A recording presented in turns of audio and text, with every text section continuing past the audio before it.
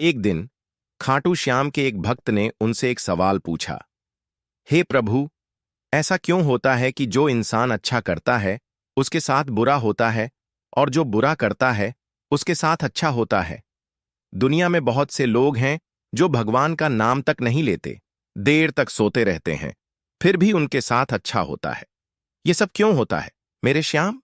एक दिन खाटू श्याम जी थोड़ी देर मुस्कुराए और फिर उन्होंने भक्त से कहा, मैं आज तुमसे एक ऐसा सच बताने जा रहा हूं जिसे शायद इस पृथ्वी पर बहुत कम लोग जानते हैं। तुम इसे ध्यान से सुनो।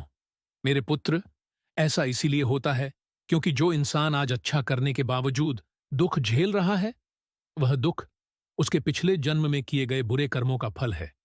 लेकिन जो वह आज अच्छे कर्म कर रहा है, उसका फल उसे भविष्य में जरूर मिलेगा। इसका दूसरा अर्थ यह भी है, मेरे पुत्र, कि मैं चाहता हूं कि उसके जो भी बुरे कर्म बचे हैं वे सब समाप्त हो जाएं और उसके बुरे कर्मों का खाता शून्य हो जाए, ताकि आने वाला समय आज किए गए पुण्य कर्मों की वजह से अच्छा हो। और जो इंसान आज प्रभु की भक्ति से मुंह मोड़कर बुरा कर रहा है, उसके ये बुरे कर्म उसे भविष्य में भुगतने पड़ेंगे। हालांकि आज वह जो सुख भोग रहा है वह उसके थोड़े से पुण्य कर्मों का फल है। जिस दिन उसके ये पुण्य समाप्त हो जाएंगे, फिर उसे अपने बुरे कर्मों के अनुसार दंड भुगतना पड़ेगा।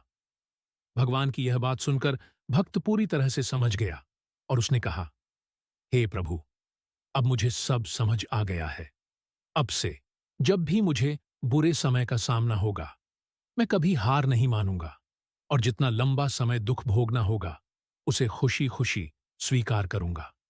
इस प्रकार भक्त ने प्रभु की बातों को समझा और अपने जीवन में उसे अपनाया। श्याम जी थोड़ी देर मुस्कुराए और फिर उन्होंने भक्त